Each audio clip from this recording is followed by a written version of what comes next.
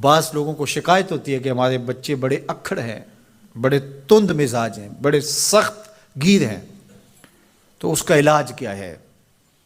تو اس کا علاج یہی ہے کہ ان کو درود کی تسبیح دو۔ درود اکڑ توڑ دیتا ہے، طبیعت کی تندی نکال دیتا ہے، طبائع کی تلخیاں ختم کر دیتا ہے، محمد عربی کے نام کی مٹھاس پیدا کر دیتا ہے۔ حضور کا نام شہد سے میٹھا ہے، دل آویز ہے۔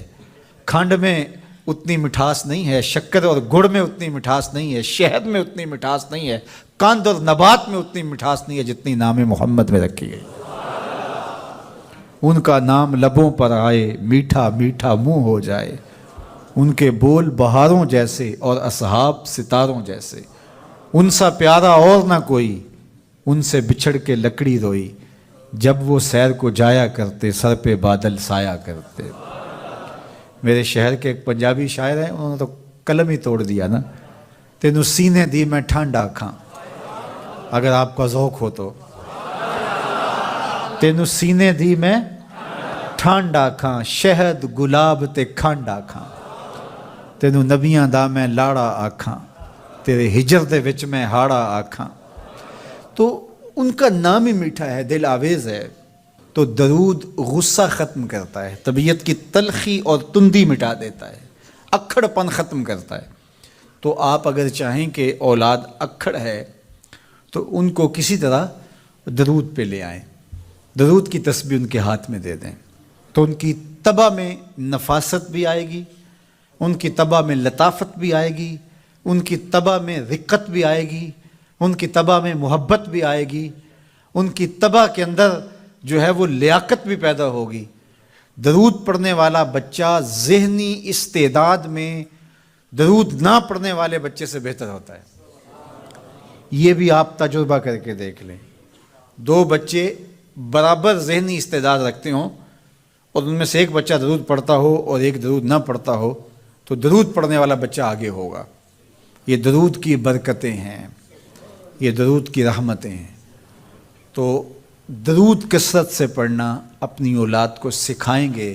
ہفتہ روزہ آپ محافل کا گھر میں انعقاد کر لیجئے اور اس میں صرف دروشی پڑھ لیجئے، تو انشاءاللہ اس سے آپ دیکھیں گے کہ اولاد کو اس کا فرق پڑتا ہے۔ یہ تربیت کا ایک آسان نسخہ ہے اور یہ وہ وظیفہ ہے جس سے تھکن نہیں ہوتی، یہ وہ وظیفہ ہے جس سے طبیعت میں تلخی نہیں آتی۔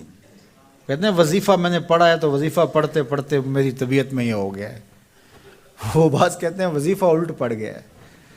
بڑے وظیفے الٹ پڑھ سکتے ہیں لیکن درود الٹ نہیں پڑھتا، درود ہے ہی سیدھا، یہ الٹوں کو بھی سیدھا کر دیتا ہے۔ تو درود پڑھیں اور یہ منہ بھی میٹھا رکھے گا، یہ دل بھی ٹھنڈا رکھے گا، یہ دنیا بھی ٹھنڈی رکھے گا اور آخرت بھی ٹھنڈی کر دے گا۔ درود چراغ بھی ہے، درود کستوری بھی ہے، خوشبو بھی ہے، مہک بھی ہے، شہد بھی ہے، گلاب بھی ہے، کھنڈ بھی ہے اور سینے کی ٹھنڈ بھی ہے۔ تو درود اپنی طبع کے اندر اچھی طرح سے راسخ کر لیں اور اپنی اولادوں کی طبع میں اس کو راسخ کریں۔ اس سے آپ عملاً دیکھیں گے، میرے اور آپ کے آقا و مولا نے ارشاد فرمایا قیامت کے دن میرے سب سے قریب وہ ہوگا جو کثرت سے میرے اوپر درود پڑھنے والا ہوگا۔ تو یہ حضور کی قربت کا ضامن ہے درود۔ تو اس لیے اپنی اولاد کو حضور علیہ السلام پر درود پڑھنے کی ترغیب دو۔ بچپن میں ہی اپنے گھر کے اندر مجالس درود قائم کرو، روزانہ کی بنیاد پہ ہو تو بہت اچھا، نہیں تو ہر 8 دن کے بعد ایک دن ضرور متعین کر لیا جائے۔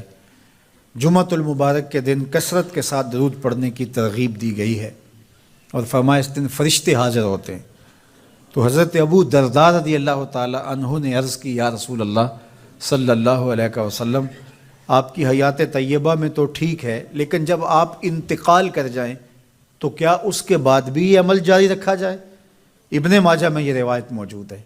تو حضور علیہ السلام نے حضرت ابو درداء سے فرمایا ہاں میرے وصال کے بعد بھی اس عمل کو جاری رکھنا، اور ساتھ ارشاد کیا کہ ان اللہ حرم علی الارض ان تاکل اجساد الانبیاء فنبی اللہ حی یرزق، اللہ نے مٹی پر حرام کر دیا ہے کہ وہ نبیوں کے جسموں کو کھائے، نبی قبروں میں زندہ ہوتے ہیں، ان کو رزق بھی دیا جاتا ہے۔